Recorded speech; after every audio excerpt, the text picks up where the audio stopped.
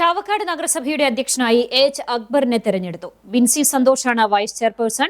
സിപിഎമ്മിൽ നിന്നുള്ള അംഗങ്ങളാണ് ഇരുവരും.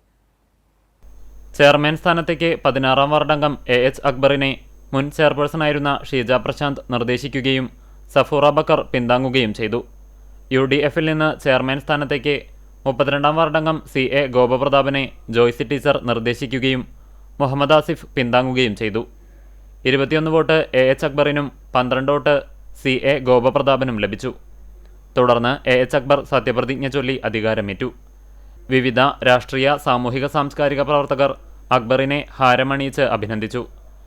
NK അക്ബർ MLA, മുൻ MLA PT കുഞ്ഞുമുഹമ്മദ്, ഗുരുവായൂർ നഗരസഭ മുൻ chairman M Krishnadas, CPM area secretary TT Sivadas, Satheeratnam teacher, CA Gopaprathapan, Kerala Vyapari Vyavasayi Ekopana Samithi ജില്ലാ president KV Abdul Hameed, Firos Thaiparambil, K Navas, Shahul Hameed, Sheeja Prashanth, PK Saidalikutty തുടങ്ങിയവർ സംസാരിച്ചു.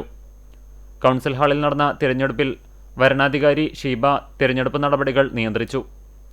ഉച്ചയ്ക്ക് ശേഷം നടന്ന വൈസ് ചെയർപേഴ്സൺ തിരഞ്ഞെടുപ്പിൽ വാർഡ് 21-ൽ നിന്നുള്ള ബിൻസി സന്തോഷിനെ KH സലാമാണ് നിർദ്ദേശിച്ചത്. P യതീന്ദ്രദാസ് പിന്താങ്ങി. UDF സ്ഥാനാർത്ഥിയായി മുസ്ലിം ലീഗിന്റെ വാർഡ് 33 അംഗം തനൂജ ഷാഫിയുടെ പേര് ആരിഫ് പാലയൂർ നിർദ്ദേശിച്ചു. സുജാത സത്യൻ പിന്താങ്ങി. അധ്യക്ഷ സ്ഥാനത്തേക്കുള്ള അതേ വോട്ട് നിലയായിരുന്നു ഉപാധ്യക്ഷ തിരഞ്ഞെടുപ്പിലും.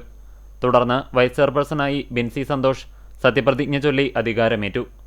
വിവിധ രാഷ്ട്രീയ സാമൂഹിക സാംസ്കാരിക പ്രവർത്തകർ ബിൻസിയെ ഹാരമണിയിച്ച് ആശംസകൾ നേർന്നു.